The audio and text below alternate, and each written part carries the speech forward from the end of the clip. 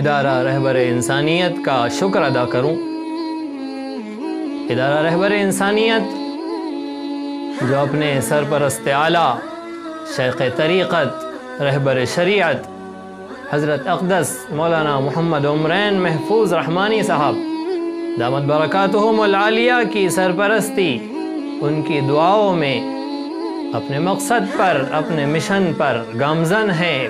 رواں ہے۔ رہبر انسانیت کا یہ ادارہ ایسے زمانے میں اپنی ذمہ خدا کے دین کی خدمت کا ایک انمول ادارہ ہے، ادارہ رہبر انسانیت تو سب کو پیارا ہے، ادارہ رہبر۔ الحمدللہ رب العالمین والصلاة والسلام علی سید الانبیاء والمرسلین وعلی آلہ واصحابہ اجمعین، اما بعد۔ جیسا کہ ہم تمام ہی اس بات سے واقف ہے کہ ادارہ رہبر انسانیت کے زیر اہتمام جو 10 روزہ آن لائن پروگرام کا انعقاد کیا گیا ہے، الحمدللہ اس کے 7 دن مکمل ہو چکے ہیں۔ آج اس کا 8واں دن ہے، اور آج کی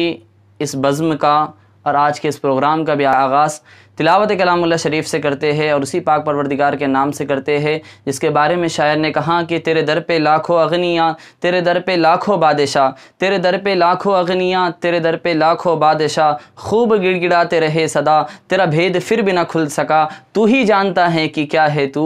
اللہ اللہ جل جل جلالہ۔ اسی پاک پروردگار کے مقدس اور پاکیزہ کلام سے ہم آج کی اس بزم کا آغاز کرتے ہیں۔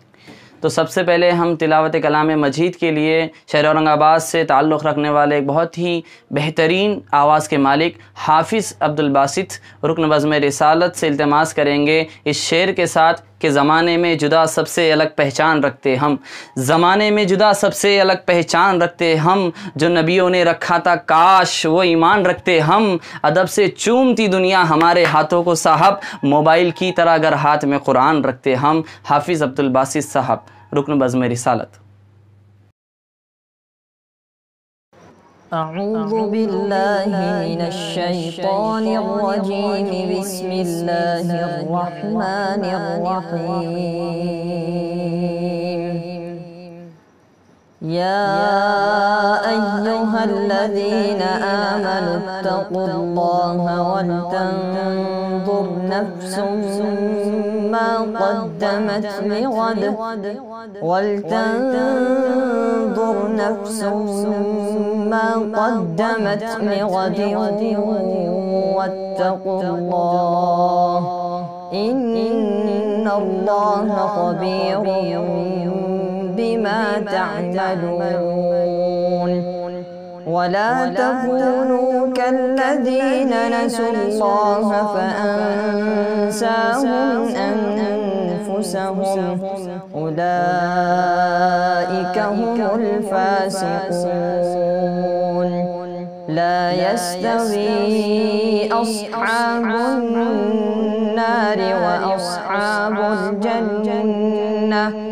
أصحاب الجنة هم الفائزون۔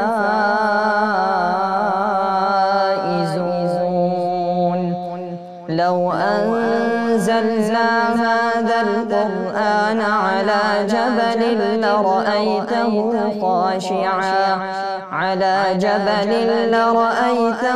خاشعا متصدعا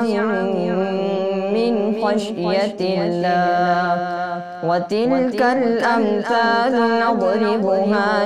للناس لعلهم يتفكرون۔ هو الله الذي لا إله إلا هو عالم الغيب والشهادة هو الرحمن الرحيم۔ هو الله الذي لا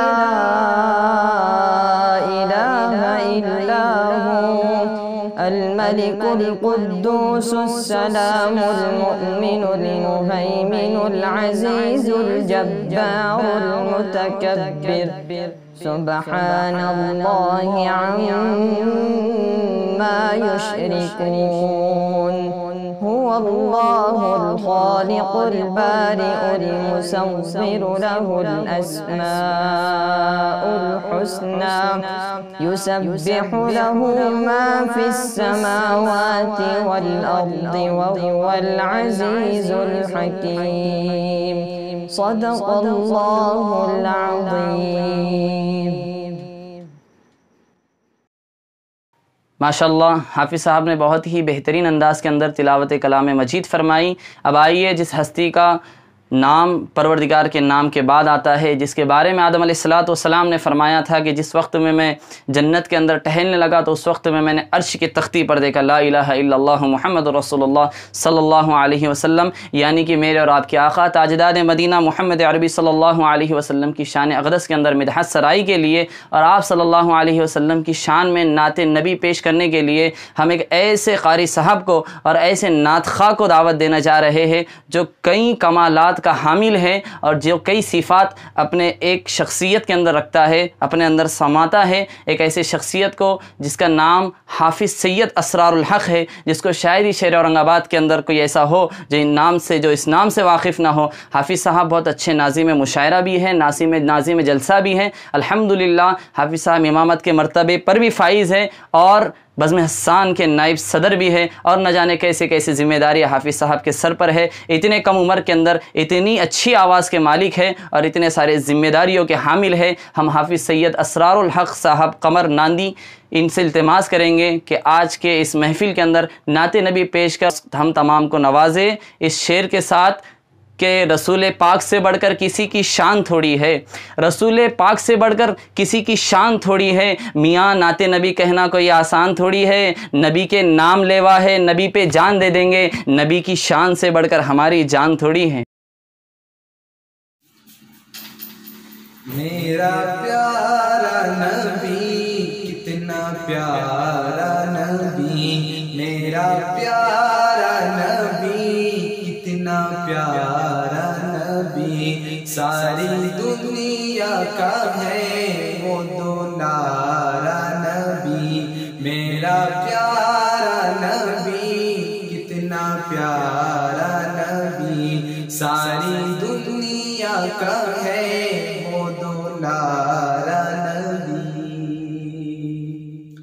امتی امتی امتی امتی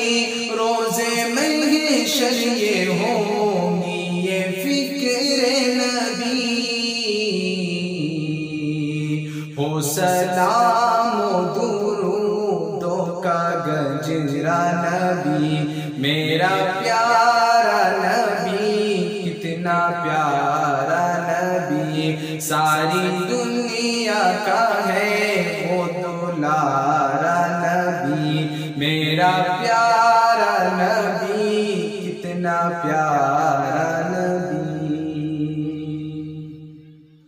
ان کو غم تھا گر تھا غم امتی،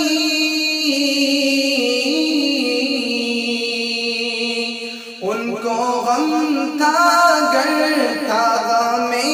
امتی، ان کی ہوگی صدا حشر میں امتی، ان کی ہوگی صدا حشر میں امتی. ڈوبتے کو ملا ہے کنارہ نبی، میرا پیارا نبی کتنا پیارا نبی، ساری دنیا کا ہے وہ دولارا نبی. کام تھا جو بھی اچھا سکھایا ہمیں،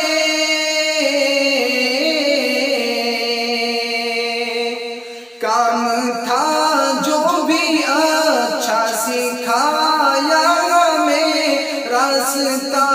جو تھا سیدھا دکھایا ہمیں.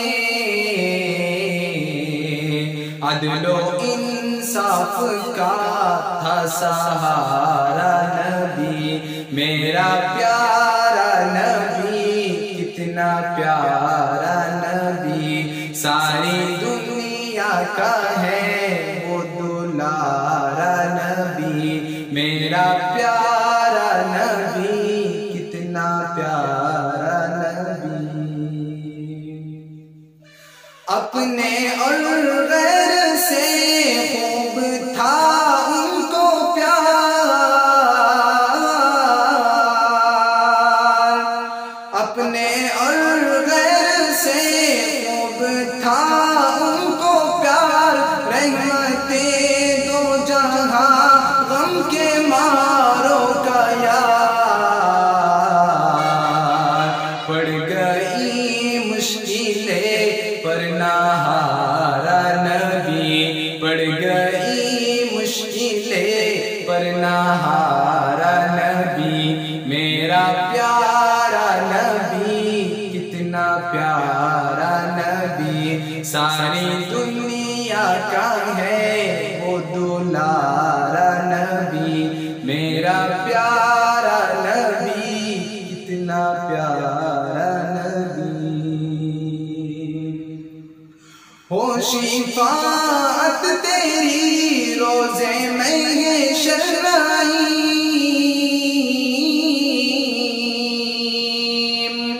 ہو شفاعت تیری روزے میں شرعی، ہو عنایت تجھے آب کوثر نعیم،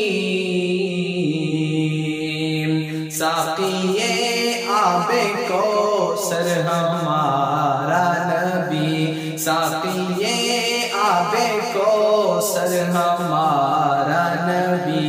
میرا پیارا نبی، کتنا پیارا نبی، ساری دنیا کا ہے وہ دلارا نبی، میرا پیارا نبی، کتنا پیارا نبی۔ الحمدللہ حافظ صاحب نے بہت ہی بہترین انداز کے اندر نعت نبی صلی اللہ علیہ وسلم سے ہم تمام کو نوازا۔ اللہ تعالی حافظ صاحب کے علم و عمل میں برکت عطا فرمائے اور مزید ترقیات سے نوازے۔ آئیے ان کے بعد اب ہم آج کے ہمارے خاص عنوان پر آتے ہیں، جو کہ آج کا ہمارا عنوان ہے، جو کہ اس ماہ مبارک عشرہ ذی الحجہ، خصوصاً عشرہ ذی الحجہ کے اندر ہمارے جو کام کرنے کے ہیں، اور یہ ہمارا جو آج کا عنوان ہے وہ ہمارے سامنے ہم رکھتے ہیں۔ آج کا عنوان ہے کہ ایام تشریق کتنے دن اور اس کی تاریخ، یعنی جو ایام تشریق 9 ذی الحجہ کی فجر سے لے کر 13 ذی الحجہ کے عصر تک، یہ تو ہم تمام کو معلوم ہے، لیکن اس کی پیچھے کے بیک گراؤنڈ کیا ہے، اس کے پیچھے کی تاریخ کیا ہے، اور اس کی فضیلتیں کیا ہے، اور اس کے بارے میں کیا کیا حدیث مبارکہ کے اندر آیا ہے، یہ تمام باتوں پر روشنی ڈالنے کے لیے ہم دعوت سخن دیں گے مولانا تفضل حسینی صاحب دامت برکاتہم، استاذ مدرسہ حضرت خالد بن ولید رضی اللہ تعالیٰ عنہ کو، کہ حضرت ہم تمام کے سامنے اس خاص عنوان پر لب کشائی فرمائیں۔ السلام علیکم ورحمۃ اللہ وبرکاتہ۔ الحمد للہ الفتاح المنان الذي من علينا بالإيمان وفضل ديننا على سائر الأديان ومحى بحبيبه وخليله ونبيه صلى الله عليه وسلم عبادة الأوثان، وصلى الله تعالى على سائر الأنبياء والمرسلين، وخاصة محمد بن عبد الله الأمين، وعلى آله وأصحابه وعلى من تبعهم بإحسان ودعا بدعوتهم إلى يوم الدين، أما بعد، فقد قال الله سبحانه وتعالى في القرآن المجيد والفرقان الحميد: فأعوذ بالله من الشيطان الرجيم، بسم الله الرحمن الرحيم، فإذا أفضتم من عرفات فاذكروا الله عند المشعر الحرام واذكروه كما هداكم، صدق الله العظيم۔ اللہ رب العزت کی حمد و ثنا اور رحمت عالم صلی اللہ علیہ وسلم پر درود و سلام کے بعد ضروری سمجھتا ہوں کہ آپ کے محبوب چینل ادارہ رہبر انسانیت کا شکر ادا کروں۔ ادارہ رہبر انسانیت جو اپنے سرپرست اعلیٰ شیخ طریقت رہبر شریعت حضرت اقدس مولانا محمد عمرین محفوظ رحمانی صاحب دامت برکاتہم العالیہ کی سرپرستی، ان کی دعاؤں میں اپنے مقصد پر، اپنے مشن پر گامزن ہے، رواں ہے۔ رہبر انسانیت کا یہ ادارہ ایسے زمانے میں اپنی ذمہ داریوں کو ادا کرنے کے لیے اور زیادہ ضرورت مند ہے اور زیادہ اہتمام کے لائق ہے اور زیادہ توجہ کے لائق ہے، جبکہ انسانیت کے دشمنوں نے انسانیت سے دشمنی کی حد کر دی۔ انسانیت کے دشمنوں نے اس دنیا انسانیت کو ہلاکت و بربادی کے غار میں جھونکنے کے لیے اس دنیا عظیم کے سب سے بڑے مسیحا سمجھے جانے والے ادارے کو اعلی کار بنایا ہوا ہے۔ ایسے وقت میں جب کہ انسانیت کا سب سے بڑا مسیحا سمجھے جانے والا ادارہ انسانیت کا رہزن بنا ہوا ہے، یہ مسیحا انہیں زہر پلانے کے در پہ ہے، ایسے وقت میں رہبر انسانیت کے اس اہم ادارے کی اہم ترین ذمہ داریاں، خصوصاً ایسے زمانے میں جو زمانہ انسانیت کی ابتدا کا زمانہ ہے، ذی الحج کا مہینہ اور اس کا ابتدائی عشرہ، یہ انسانیت کی ترقی کا، انسانیت کی تربیت کا اور انسانیت کو انسانیت کے مقاصد، انسانیت کا مقام اور مرتبہ سمجھانے کا، سکھانے کا اہم ترین مہینہ ہے۔ انسانیت کی ابتدا محرم الحرام سے ہوتی ہے اور یہ ذی الحج سال کا آخر مہینہ آئندہ سال کے لیے لائحہ عمل بنانے کا مہینہ ہے۔ آئندہ سال انسانیت اپنی سفر کی طرف کس انداز سے رواں دواں ہو، اور خصوصاً وہ قوم جو انسانیت کا سبق جانتی ہے، جسے انسانیت کا سبق یاد ہے، جن کی طرف انبیاء و رسل انسانیت کے امام مبعوث ہوئے، بھیجے گئے، اور مسلمانوں نے اس سبق کو یاد رکھا۔ ان مسلمانوں کی ذمہ داریاں خصوصاً اس مہینے میں اور ایسے موسم میں جبکہ انسانیت کے دشمن اپنی پوری تندہی کے ساتھ، پوری طاقت کے ساتھ، پورے جوش و خروش کے ساتھ انسانیت کے اماموں کو دعوت مبارزت دے رہے ہیں، انسانیت کے اماموں کو دعوت مقابلہ دے رہے ہیں، ایسے وقت میں ساری امت مسلمہ ادارے رہبر انسانیت کی شکر گزار ہے کہ انہوں نے انسانیت کے موت کے دہانے پر پہنچنے کے زمانے میں، ایسے وقت میں جب کہ انسانیت کے دشمنوں نے پورا زور لگا رکھا ہے انسانیت کے قتل کا، ایسے وقت میں رہبر انسانیت کی رہبری کے لیے اٹھ کھڑے ہو کر ہندوستان بھر کے عظیم ترین علماء کی سرپرستی اور ان کی رہنمائی میں ان کے بیانات سے آپ حضرات کو مستفید کر رہی ہے۔ آپ نے اپنے اس محبوب چینل، اس محبوب ادارے رہبر انسانیت کے ذریعے سے ہندوستان بھر کے بڑے بڑے علماء کو سنا، ان سے استفادہ کیا، اور اس عشرہ ذی الحج میں، اس 9 روزہ پروگرام میں آپ حضرات مسلسل 7 دنوں سے شہر اورنگ آباد اور بیرون اورنگ آباد کے مقتدر، مقتدہ، متبرک علماء اعظام کے علوم و فیوض سے رہبری اور رہنمائی حاصل کر کے انسانیت کے سبق کو حاصل کر رہے ہیں۔ اس عاجز کے ذمے آج جب کہ 8 ذی الحج ہے اور یوم الترویہ کا دن ہے، آج کے اس دن جب کہ آپ مجھے سن رہے ہیں، میرے ذمے جو موضوع دیا گیا ہے وہ ایام تشریق کتنے ہیں اور ان دنوں میں ہمیں کیا کام کرنے ہیں۔ میرے ذمے یہ جو موضوع دیا گیا ہے بس یوں سمجھیے کہ ایسا ہے کہ انسانیت کو آگ لگا دینے کے لیے جس جہنم کو انسانیت کے دشمنوں نے دہکا رکھا ہے، اور علماء اعظام اور بڑے اکابرین جس آگ کو بجھانے کے کوشش و فکر میں لگے ہوئے ہیں، اور اس دہکتی ہوئی جہنم کو جنت گلزار بنانے کی فکر میں لگے ہیں، اس نار نمرود کو بجھانے کے لیے میرا یہ موضوع اور چھوٹی سی کوشش بس اس پرندے کی چونچ میں بھرے ہوئے پانی کے اس معمولی قطرے کی مترادف ہے۔ کوشش کروں گا کہ اللہ رب العزت ادارے رہبر انسانیت کی سرپرستی میں اور اس کی نگرانی میں اور آج کی اس مجلس میں مجھے بھی اپنے موضوع کے تحت انسانیت کی رہبری اور رہنمائی مذہب اسلام کس انداز سے کرتا ہے، اور خصوصاً ایام تشریق سے انسانیت کی کیا رہبری ہوتی ہے، اور ایام تشریق کی انسانیت پر احسان والی کیا تاریخ ہے، مختصر سے وقت میں اس موضوع پر روشنی ڈالنے کی کوشش کروں گا۔ دعا فرمائیں کہ اللہ رب العزت مجھے بھی حق کہنے کی توفیق عطا فرمائیں، عمل کی توفیق عطا فرمائیں۔ بزرگان محترم، ذی الحج کا مہینہ یہ انسانیت کی تربیت کا، انسانیت کی ترقی کا،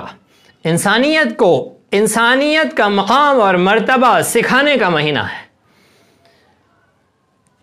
یہ وہ موقع ہے، یہ وہ مبارک وقت ہے جب کہ اللہ رب العزت نے انسانیت کی ابتدا کی تھی۔ حضرت آدم علیہ السلام جس مقام پر کوشش کرتے ہوئے اور اللہ رب العزت کی عبادت کے لیے گھر کی تعمیر کی تلاش میں پہنچے کہ وہ کون سا مقام ہو جہاں اللہ رب العزت کی عبادت کا خالق کائنات کی طرف سے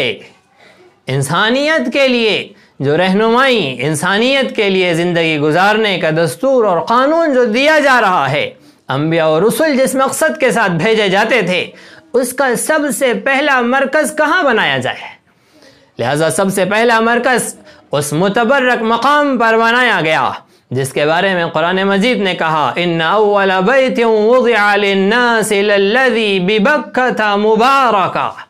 اس سرزمین پر، اس مبارک شہر میں، اس مبارک مقام پر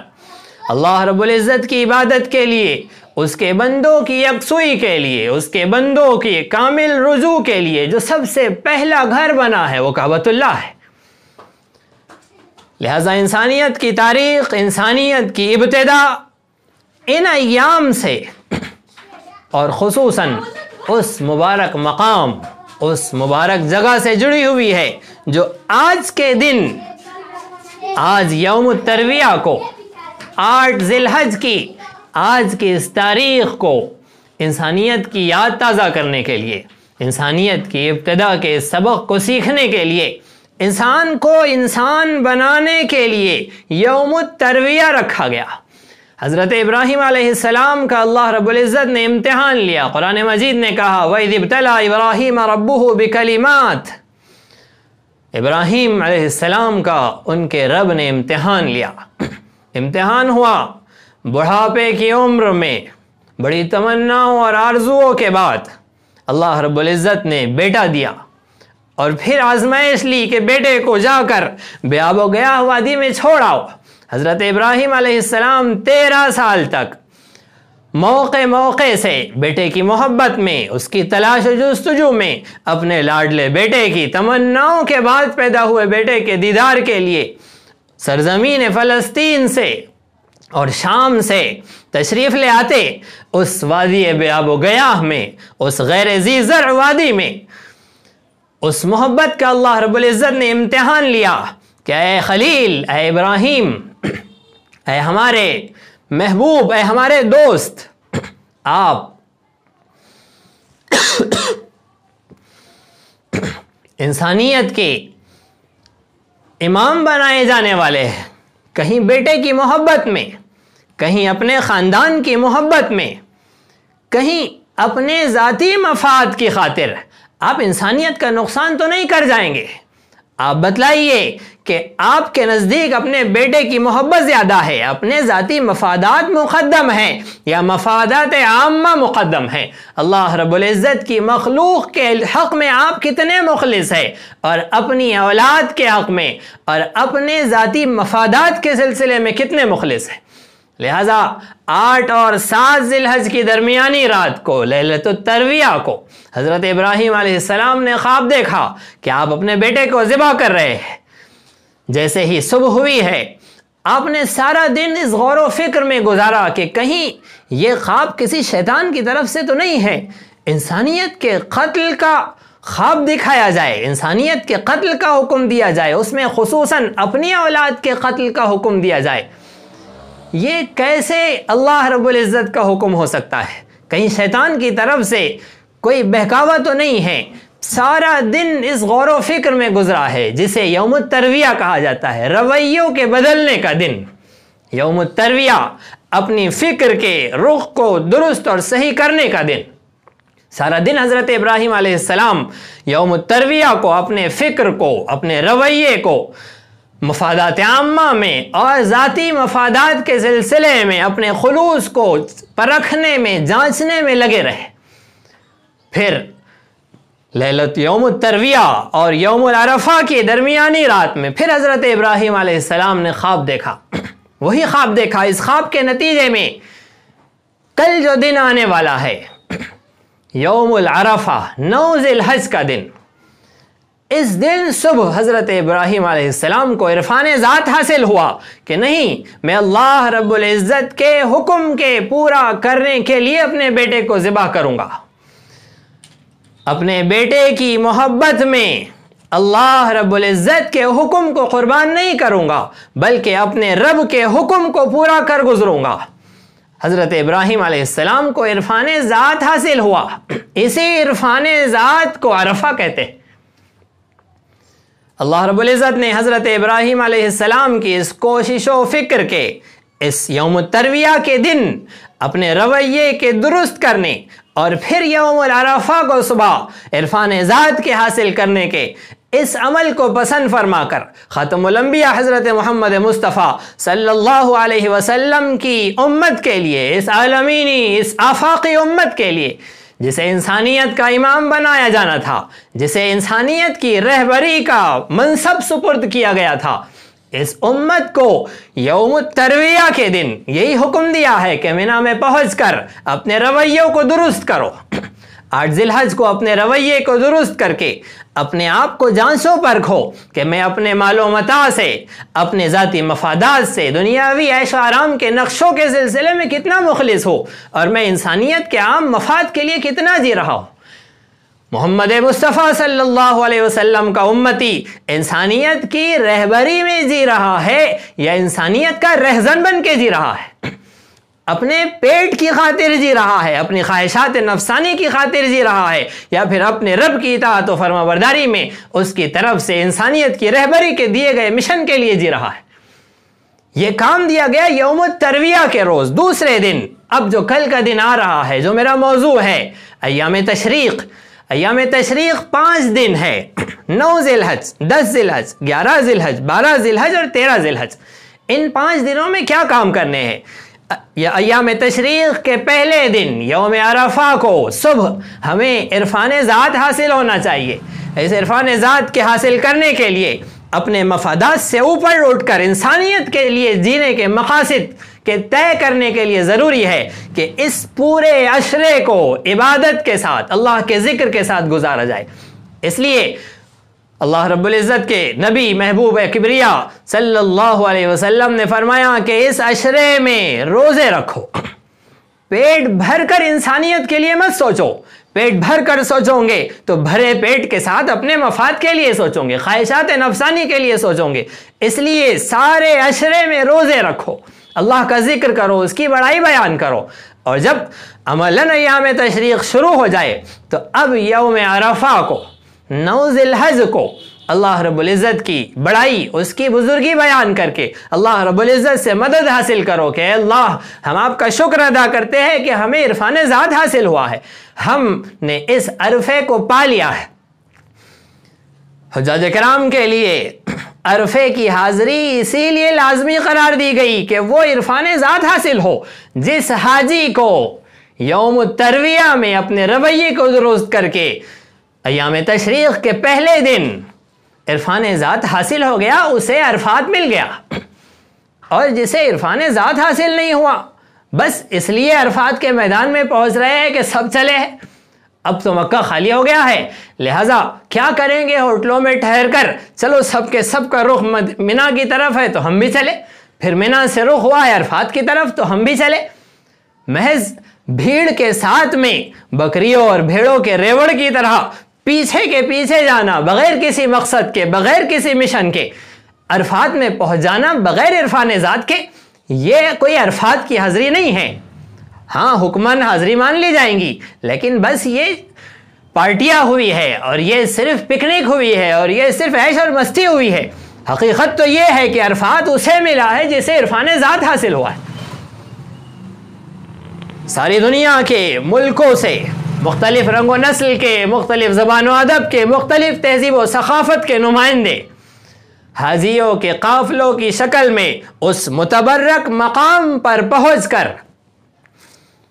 اس رویے کے درست کرنے کے اور اس مرکز میں ایک امام کی سرپرستی اور رہنمائی میں عرفات پہنچ کر عرفان ذات حاصل کر کے یہ فیصلہ کر کے آتی ہے کہ اب ہم اپنے اپنے علاقوں میں جا رہے ہیں تو اب ہم انسانیت کی رہبری کے لیے جئیں گے، انسانیت کے مفاد کے لیے جئیں گے، اپنے ذاتی فوائد سے، اپنی ذاتی محنتوں اور کوششوں سے اٹھ کر انسانیت کے بقا و تحفظ کے لیے. اور خصوصاً آج کے زمانے میں،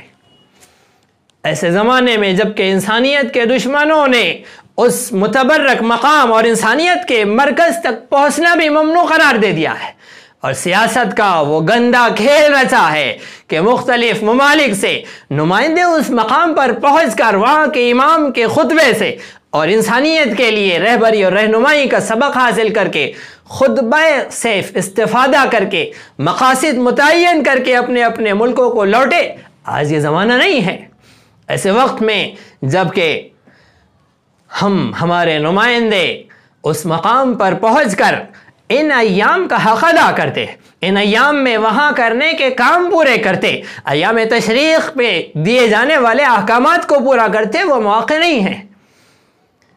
ایسے وقت میں تو ضروری تھا کہ انسانوں کے امام، انسانیت کے ائمہ کرام خصوصیت کے ساتھ انسانیت کو اس مقام پر اور انسانیت کے مرکز پر جمع کرتے، اور آج کے دن یوم الترویہ میں اور کل یوم عرفہ میں انسانیت کو سبق دیتے، انسانیت کو اور انسانیت کا سبق حاصل کرنے والے اور انسانیت کا سبق یاد رکھنے والے مسلمانوں کو مشن دیتے، پروگرام دیتے کہ انسانیت کے دشمنوں کے خلاف اٹھ کھڑے ہو جاؤ. وقت آ چکا ہے کہ انسانیت کو جہنم کی آگ میں جھونکنے والوں کو جہنم میں پہنچایا جائے. لیکن نہ آج اس خطبے کے سننے کے لیے ہم وہاں موجود ہیں، اور پہنچتے بھی تو وہاں کون سے خطبے دیے جا رہے ہیں انسانیت کے مفادات کے لیے. محض سن لینا کل عرفات کے خطبے کو، چند لوگوں کے اندر وہاں حج پورا ہو رہا ہے، اور لائیو ٹی وی کے اوپر جب خطبہ سنو گے تو پتہ چل جائے گا چند محض پھسپھوسی باتوں کے، اور ان کے خطبوں میں کوئی جان نہیں ہے. ایسی صورتحال میں، ایسے عجیب و غریب معاملات میں انسانیت کے مرکز سے انسانیت کا سبق اس سنگین دور میں، اشارے آپ سمجھ رہے ہیں، تفصیلات کا موقع نہیں ہے، ایسے سنگین وقت میں جب کہ ہمیں انسانیت کی مفاد کے لیے اور انسانیت کی رہبری کے لیے زیادہ تندہی کے ساتھ اور زیادہ چستی و پھرتی کے ساتھ اور زیادہ مقصد سے خلوص و وفاداری کے ساتھ اٹھ کھڑے ہونے کا موقع تھا، لیکن آج وہاں پہنچنے کا موقع نہیں رکھا گیا. بہرحال ہم اگر اللہ کی زمین پر ہے، اس متبرک مقام پر نہیں ہے تو کیا ہوا، متبرک زمان میں تو ہے. یہ عشرہ ذی الحج اور ایام تشریق ہمیں حاصل ہے، تو اس متبرک زمان میں، اس بابرکت زمانے میں، اس وقت میں ضروری ہے کہ ہم آج 8 ذی الحج کو اپنے رویوں کو درست کریں، اور پھر 9 ذی الحج کو کل صبح فجر کی نماز سے اللہ اکبر لا الہ الا اللہ واللہ اکبر اللہ اکبر وللہ الحمد، تکبیرات تشریق اس کا ورد کرے. 9 ذی الحج کی فجر سے 13 ذی الحج کی عصر تک، ان 5 ایام تشریق میں 5 دنوں میں کل 23 نمازیں، اور بعض فقہا کے نزدیک عید کی نماز کے فوراً بعد بھی، تو اس طرح 24 نمازیں ہو جائیں گی۔ ان نمازوں میں فرض نماز کے فوراً بعد تکبیرات تشریق ایک مرتبہ قدرے بلند آواز سے پڑھنا واجب ہے۔ ایک مرتبہ سے زیادہ پڑھنا واجب بھی نہیں ہے، مسنون بھی نہیں ہے، مستحب بھی نہیں ہے، اور سنت سمجھ کر پڑھنا بدعت ہے۔ لہذا 9 ذی الحج کی فجر سے تکبیرات تشریق بلند آواز سے جماعت کے ساتھ نماز پڑھ رہے ہو، امام ہو، مقتدی ہو، منفرد ہو، گھر میں پڑھ رہے ہو، مرد ہو، عورت ہو، مقیم ہو، مسافر ہو، چاہے کوئی ہو، اور اگر ان ایام میں کوئی نماز قضا ہو گئی ہے اور انہی ایام میں ان کی قضا کر دیں گے، قضا نماز پڑھ لیں گے، تو اس قضا نماز کے بعد بھی تکبیر تشریق کا ایک مرتبہ پڑھنا واجب ہے۔ اس سال ایام تشریق میں کوئی نماز قضا ہوئی اور انہی دنوں میں اسے ادا کر دیا، اس قضا نماز کو پڑھ لیا، تو فرض نماز کے فوراً بعد بغیر دعا کے، بغیر کسی ذکر کے، بغیر کوئی بات کیے گئے، فوراً بعد اگر کچھ کر لیا، دعا پڑھ لی، تاخیر کر دی، کوئی دوسری بات کر دی، تو ساقط ہو جائیں گی اور پھر یہ تکبیر پڑھنے کا موقع نہیں ہوگا، توبہ کرنا ضروری ہوگا کہ یہ عمل چھوٹ گیا، ایک واجب چھوٹ گیا۔ فقہ حنفی میں تکبیر تشریق کا ان 5 دنوں میں 23 نمازوں کے بعد فرض نماز کے فوراً بعد ایک مرتبہ پڑھنا واجب ہے۔ شافعیہ اور حنابلہ کے نزدیک نفل ہے، مالکیہ کے نزدیک مستحب ہے۔ ہماری فقہ میں یہ عمل واجب قرار دیا گیا، اور اس کی جو خوبصورت تاریخ ہے، وہ خوبصورت تاریخ کیا ہے؟ امت مسلمہ کا آج بڑا المیہ ہے کہ مذہب اسلام محض یا تو قصے کہانیوں کا مذہب ہے یا محض اوراد و وظائف کا مذہب ہے۔ قصص القرآن اسلامی تاریخ کے واقعات بہت زیادہ اہمیت رکھتے ہیں، لیکن اسلام محض قصہ گوئی کا مذہب نہیں ہے۔ اوراد و وظائف رسول اکرم صلی اللہ علیہ وسلم سے مسنون و معصور دعائیں اور تکبیرات یہ انتہائی اہمیت کی چیز ہے، لیکن زبان سے محض ادا کر لینا اور اس سے جو مقصد حاصل ہو رہا ہے، جو سبق حاصل ہو رہا ہے، اور ان تکبیرات تشریق سے جو چیز حاصل کرنا ہے، جو عرفان ذات حاصل کرنا ہے، یہ تکبیرات تشریق پڑھ کر اللہ کی بزرگی بیان کر کے، اس کی بڑائی بیان کر کے اپنے آپ کی بے بساطی، اپنی بے حیثیتی کا اقرار اور اعلان کرنا ہے۔ اللہ رب العزت کی عبادت میں، اس کی اطاعت میں محنت و کوشش کر کے پھر اپنی بے بسی، اپنی بے حیثیتی کا اعلان کرنا ہے، اپنی عبادات پر غرور کر کے، اپنے مال و متاع، اپنے اسباب و سامان اور اللہ رب العزت کی طرف سے جو نعمتیں حاصل ہے، محض ان نعمتوں پر غرور اور ترا، اور اگر اولاد ملی ہے اور اولاد اس لیے ہے کہ ان اولاد پر فخر و غرور کر کے ہم کمزوروں کو دباتے ہیں اور اپنی اولاد کے دم پر لڑائی جھگڑا اور رفث اور فسوق اور جدال کے اندر مبتلا ہوتے ہیں، جس سے حاجیوں کو بھی وہاں منع کیا گیا ہے کہ ان ایام میں رفث سے، فسوق سے اور جدال سے رکے۔ اس کی تفصیلات آپ نے حج کے بیان میں، فضائل میں علماء سے سن لی ہوں گی۔ بہرحال ضروری ہے کہ ہم آج کے اس دن ان تکبیرات تشریق کو پڑھ کر اس کے مقصد کو حاصل کریں۔ محض تکبیر تشریق پڑھ لینا اور وہاں حج کے لیے منا میں اور عرفات میں اور مزدلفہ میں کس وقت میں کون سی نماز کے وقت پہنچ جانا، یہ محض کوئی ڈرامہ تو نہیں ہے، یہ تو کوئی رسم نہیں ہے کہ بس پہنچ جانا ہے، کوئی مقصد نہیں، کوئی فکر نہیں، بلکہ اس کے مقاصد ہے۔ ایسے ہی تکبیر تشریق کا بھی مقصد ہے۔ اس تکبیر تشریق کی تاریخ ہے حضرت ابراہیم علیہ السلام اور حضرت اسماعیل علیہ السلام چلے جا رہے ہیں اللہ رب العزت کے حکم کے پورا کرنے میں۔ واقعہ اس قصے کو سنانا میرا موضوع نہیں ہے، آپ نے وہ سن رکھا ہے، لیکن جو ضروری پوائنٹ ہے جو میرے موضوع سے متعلق ہے وہ سماعت فرمائیں۔ حضرت ابراہیم علیہ السلام نے منا کی وادی میں حضرت اسماعیل علیہ السلام کی گردن پر جب چھری رکھی اور پھر اب چھری چلانی ہے اللہ رب العزت کے حکم کو پورا کرنے میں، دونوں کے دونوں اپنی خوشی سے اللہ رب العزت کے حکم کو پورا کرنے کے لیے اپنے بیٹے کی گردن پر چھری چلا رہے ہیں۔ چشم فلک نے یہ نظارہ اس سے پہلے دیکھا تھا نہ قیامت تک ایسا نظارہ دیکھیں گا کہ اللہ کی اطاعت و فرما برداری میں اللہ کا خلیل اپنے بیٹے کو ذبح کر رہا ہے۔ حضرت جبرائیل علیہ السلام کو حکم ہوا کہ جبرائیل جاؤ جنت سے یہ دمبا لے کر اور ابراہیم سے کہو کہ اللہ رب العزت نے آپ کا امتحان لیا تھا اور آپ نے اپنے امتحان میں کامیابی حاصل کر لی، اس دمبے کو ذبح کیجئے۔ اسماعیل کو ذبح کرنا مقصد نہیں ہے۔ حضرت جبرائیل علیہ السلام تشریف لا رہے ہیں اور حضرت ابراہیم ہے کہ چھری چلا رہے ہیں اور چھری چل نہیں رہی ہے۔ حضرت جبرائیل نے جب یہ منظر دیکھا تو کہیں مجھ سے تاخیر نہ ہو جائے اور ابراہیم کی چھری چل نہ جائے، بلند آواز میں دور ہی سے کہا اللہ اکبر اللہ اکبر۔ جیسے ہی حضرت جبرائیل علیہ السلام نے اللہ کی بڑائی بیان کی کہ سب سے بڑائی اور بزرگی اور بلندی اللہ ہی کو حاصل ہے، اللہ ہی سب سے بڑے ہیں، اللہ ہی سب سے بڑے ہیں، حضرت ابراہیم علیہ السلام نے جیسے ہی حضرت جبرائیل کو دیکھا اور آواز سنی تو فرمایا لا الہ الا اللہ واللہ اکبر، تمام تعریفیں اللہ ہی کے لیے ہے، نہیں کوئی معبود سوائے اللہ کے، اللہ کے سوا کوئی عبادت و بندگی کے لائق نہیں، اللہ سب سے بڑے ہے۔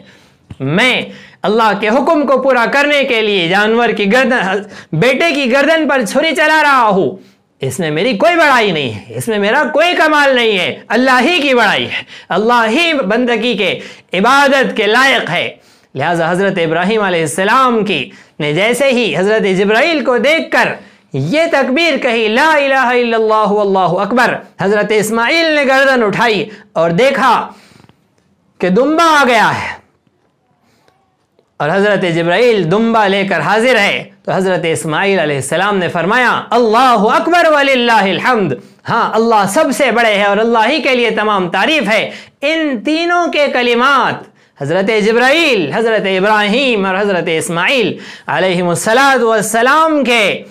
کلمات تکبیرات تشریق کہلائے، اور اللہ رب العزت نے تاجدار مدینہ احمد مجتبی محمد مصطفیٰ محسن انسانیت صلی اللہ علیہ وسلم کی شریعت میں اور خصوصاً ہماری فقہ میں اس تکبیر تشریق کو ان 5 دنوں میں پڑھنا واجب قرار دیا کہ اے میرے نبی کے، اے محسن انسانیت کی رہبر انسانیت امت، تم پر واجب ہے کہ ہر نماز کے بعد تکبیر تشریق بلند آواز سے پڑھ کر ابراہیم و اسماعیل کی اس قربانی کو یاد کرو، ابراہیم و اسماعیل علیہ السلام کی اس قربانی کو یاد کرو کہ کیسے انسانیت کے مفاد کے لیے اپنے ذاتی مفاد کو قربان کر دیا تھا اور اپنے ذاتی مفاد سے اٹھ کھڑے ہو۔ اس عشرے میں، ان ایام تشریق میں خصوصیت کے ساتھ یہ کوشش و محنت کرنی ہے کہ انسانیت کی رہبری کا مقصد اوڑھ لینا ہے، اس مشن پر گامزن ہونا ہے۔ یوم النحر جو ایام تشریق کا دوسرا دن ہوگا، اس دن قربانی کرنا ہے، اس دن جانور کے گردن پر چھری چلانا ہے، اور یہ جانور کے گردن پر چھری چلانا یہ اصل نہیں ہے، یہ تو سنت ابیکم ابراہیم، رسول اکرم صلی اللہ علیہ وسلم سے پوچھا گیا ما هذه الاضاحی، یہ قربانی کیا ہے؟ آپ نے فرمایا سنت ابیکم ابراہیم، تمہارے باپ تمہارے دادے ابراہیم کی سنت ہے، لہذا اس سنت کو پورا کرنا ہے، جانور کی گردن پر چھری چلانا ہے۔ لیکن اس جانور کی گردن پر چھری چلانا کوئی رسم نہیں ہے، جانور کی گردن پر اصل چھری نہیں چلانا ہے، اپنا دل جو جانور بنا ہوا ہے اس پر چھری چلانا ہے، اس بہیمیت کا قتل کرنا ہے۔ اللہ کا مقصد انسانیت کا قتل نہیں تھا، وہ تو امتحان لینا تھا خلیل اللہ کا، اس لیے اسماعیل کے ذبح کا حکم ہوا تھا۔ لیکن جب اس امتحان میں پاس ہو گئے تو امتحان میں پاس ہونا یہی تھا کہ اس بہیمیت کو ذبح کیا گیا کہ میں لاڈلے بیٹے اسماعیل کی محبت میں رب کے حکم کو ذبح نہیں کروں گا، انسانیت کا قتل نہیں کروں گا، بلکہ انسانیت کے مفاد کے لیے اپنی بہیمیت کا قتل کروں گا۔ اپنے دلوں کے اندر جو جانور بیٹھے ہیں، اپنا دل جو جانور ہے، 10 ذی الحج کو یوم النحر کو اپنے جانور کو ذبح کرنا ہے،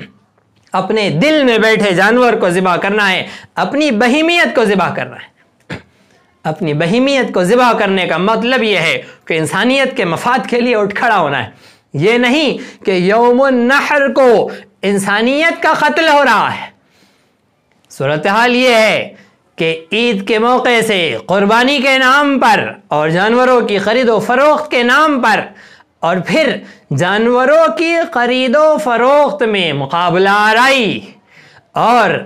اپنی شان اور ریاکاری اور اپنے مال و متاع کی نمائش کے لیے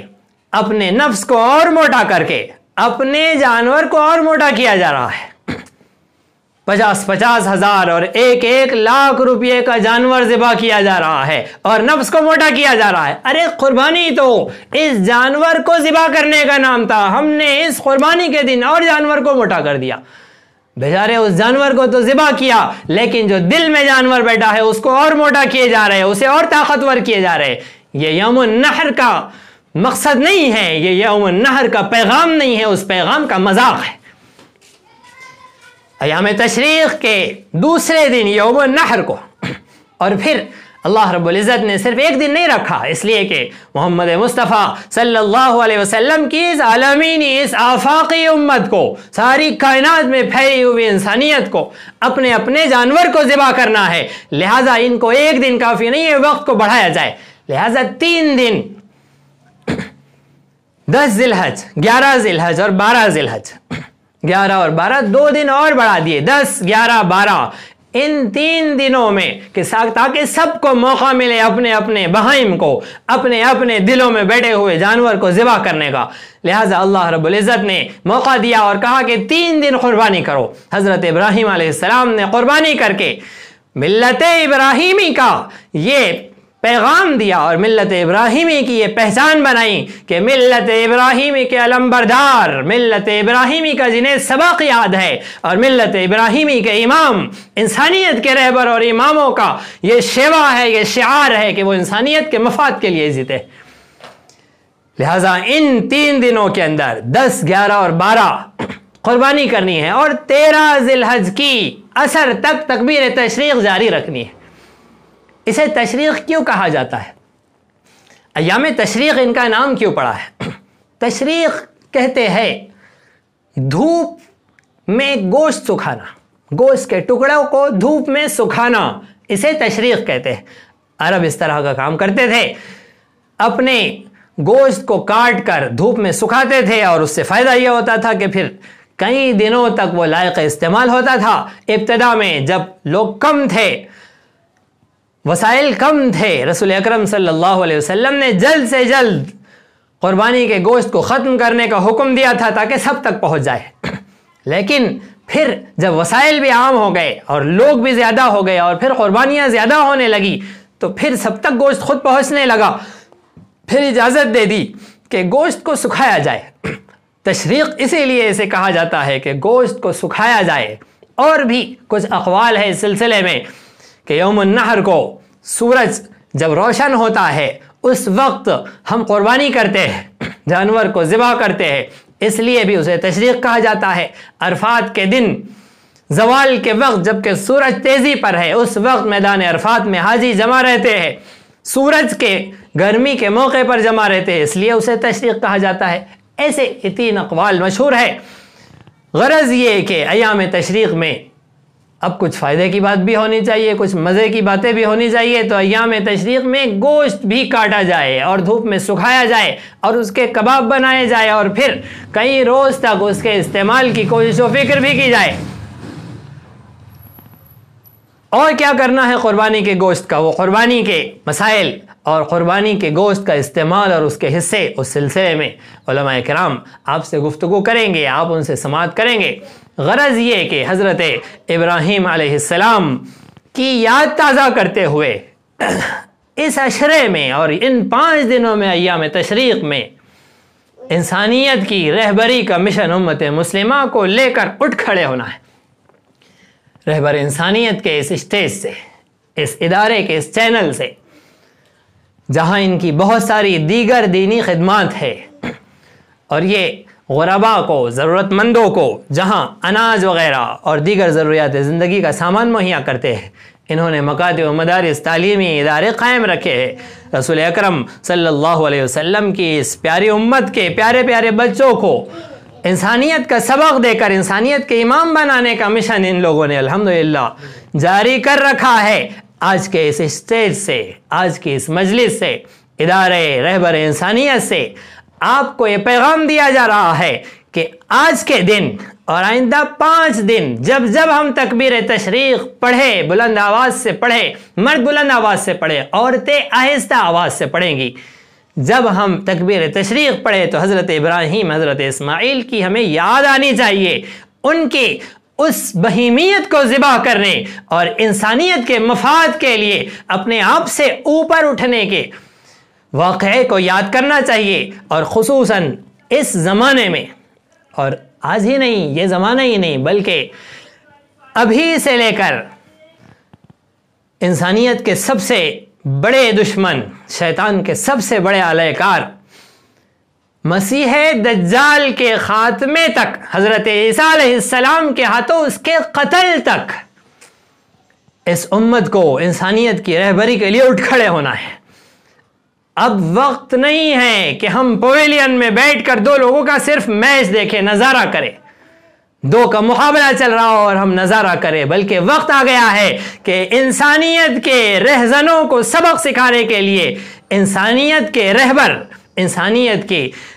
اور انسانیت کا سبق جسے یاد ہے، یہ امت اٹھ کھڑی ہو۔ اگر آج اور اس عشرہ ذی الحج میں اور ان ایام تشریق میں ہم نے اگر اس سبق کو حاصل نہیں کیا تو ہم محرم الحرام میں، سال کے ابتدا میں کیا پروگرام بنائیں گے، کیا لائحہ عمل بنائیں گے؟ اگر ہم نے یہ نہیں کیا تو وہ حاجیوں کا بغیر مقصد کے ان 5 دنوں کا گزارنا اور یہاں غیر حجاج کا اپنے اپنے گھروں میں ایام تشریق میں محض رسموں کا پورا کرنا، حقیقت سے خالی ہو کر محض تصویر ایسی ہی ہے جیسے شیر کی تصویر سے بچوں کو ڈرایا جائے۔ شیر کی تصویر سے تو معمولی سے معمولی اور معصوم سے معصوم بچہ بھی نہیں ڈرے گا، لیکن شیر جب حقیقت میں آ جائے تو پہلوان بھی ڈر جائے گا، کانپ جائے گا۔ اگر امت مسلمہ ایام تشریق کو محض رسمن ادا کر رہی ہے، اس میں دیے جانے والے احکامات اور ذمہ داریوں کو رسمن اور صورتن پورا کر رہی ہے اور حقیقت سے خالی ہے، تو یہ انسانیت کے لیے اور انسانیت کے دشمنوں کے لیے، انسانیت کے رہزنوں کے لیے، انسانیت کے قاتلوں کے لیے محض تصویر کا شعر ہے اور اس کے علاوہ کچھ نہیں۔ اور موجودہ زمانہ مسلمانوں کی اتنی بڑی تعداد اور اتنے بڑے بڑے ممالک پر مسلمانوں کی سلطنتیں اور مسلمانوں کے ممالک میں پیسوں کی فراوانی اور ان کے یہاں ایجوکیشن اور ان کے یہاں اسباب و سامان اور وسائل کی ریل پیل، ان سب کے باوجود محض یہ تصویر کا شعر بنے ہوئے ہیں۔ اس سے پہلے مسلمانوں کے پاس کبھی اتنے ملک نہیں تھے، اس سے پہلے مسلمانوں کی کبھی اتنی تعداد نہیں تھی، اس سے پہلے مسلمان کبھی اتنے اسباب و وسائل سے لیس اور آراستہ نہیں تھے، لیکن وہ حقیقت کے ساتھ تھے، وہ ایام تشریق حقیقت کے ساتھ اس کا سبق حاصل کر کے گزارتے تھے، اس لیے وہ حقیقت کا شعر بنے ہوئے تھے اور انسانیت کے رہزن ان سے کانپتے تھے۔ آج امت مسلمہ جب ایام تشریق کو، ان ایام کو سال کے اختتام پر اپنے آپ کے رویوں کو درست کرنے کے ایام کو محض رسمن اور صورتن پورا کرتی ہے، تو پھر یہ انسانوں کے دشمنوں کے سامنے بے حیثیت بنی ہوئی ہے، تصویر کا شعر بنی ہوئی ہے۔ اور آج صورتحال یہ ہے کہ انسانیت کے رہزنوں، انسانیت کے قاتلوں اور دشمنوں کا مشن اتنا غالب ہے کہ آج اس متبرک مقام پر اس معظم مہینے میں، اشہر حرم میں، اس حرمت والے مہینے میں حرمت انسانیت کا احترام کا مقصد لے کر پہنچنے کا ہمارے پاس موقع نہیں رہا، اور آج عمومیت کے ساتھ امت وہاں موجود نہیں ہے۔ اللہ رب العزت ہم سب کو صحیح سمجھ عطا فرمائے، صحیح فہم عطا فرمائے۔ صورتحال انتہائی عجیب و غریب ہے، امت مسلمہ ہوش کے ناخن لے۔ آپ اس بات کو سمجھیں کہ آپ کے رہبر، آپ کے رہنما علماء امت پر، ان علماء حق پر یہ انسانیت کے قتل کی صورتحال کتنی گرابار ہو رہی ہے، کتنی ان کے سوز میں مبتلا کر رہی ہے، کتنا انہیں جلا رہی ہے۔ صورتحال یہ ہے کہ علماء رخصت ہوئے جا رہے ہیں، علماء اٹھتے جا رہے ہیں، اور ایسی سنگین ترین زمانے میں جبکہ انسانیت کا قتل ہو رہا ہے، ضرورت اس بات کی ہے کہ عوام الناس اپنے رہبروں سے مخلص ہو اور جلد از جلد علماء حق سے رجوع کرے، اپنا دامن، اپنا ہاتھ ان کے ہاتھ میں دے دے، انہیں تھما دے اور انہیں بتلائے، ان سے پوچھے کہ ہم ان ایام تشریق کو انسانیت کی بقا و تحفظ کے لیے کس انداز سے گزارے۔ اللہ رب العزت ہم سب کو صحیح سمجھ عطا فرمائے، صحیح فہم عطا فرمائے، امت مسلمہ کو اپنے رہبروں اور رہنماؤں سے پورے خلوص اور وفاداری کے ساتھ جڑنے کی، ان سے رہبری رہنمائی حاصل کرنے کی توفیق عطا فرمائے، اور رہبران قوم و ملت کو بھی اللہ رب العزت اپنی عوام کے ساتھ خلوص کے ساتھ سچی رہبری کی توفیق عطا فرمائے۔ آمین۔ وآخر دعوانا ان الحمد للہ رب العالمین، والسلام علیکم ورحمۃ اللہ وبرکاتہ۔ الحمدللہ، ماشاء اللہ، اللہ رب العالمین حضرت کی عمر میں صحت میں برکت عطا فرمائے۔ اللہ تعالیٰ اسی طرح ہم تمام کو علماء کرام سے مستفیض ہوتے رہنے کی توفیق عطا فرمائے۔ الحمدللہ، حضرت نے بڑے ہی مختصر اوقات کے اندر، بڑے ہی جامع الفاظ کے اندر ہم تمام کے سامنے آج کے خاص عنوان پر روشنی ڈالی۔ ہم تمام ہی سے بھی گزارش کرتے ہیں کہ جو آج ہمارے سامنے جتنی باتیں آئی ہیں، ہم آپ تمام سے امید رکھتے ہیں کہ ہم تمام بھی اس پر عمل کریں گے اور دوسروں تک اس کار خیر کے اندر حصہ لیں گے اور دوسروں تک پہنچانے میں ادارہ رہبر انسانیت کی مدد کریں گے، ادارہ رہبر انسانیت کا تعاون کریں گے۔ اللہ رب العالمین تمام کے دیکھنے کو، سننے کو، شیئر کرنے کو اور تمام کا تعاون کرنے کو بے انتہا قبول فرمائے۔ فجزاکم اللہ خیرا واحسن الجزاء۔ ادارہ رہبر انسانیت تو سب کو پیارا ہے۔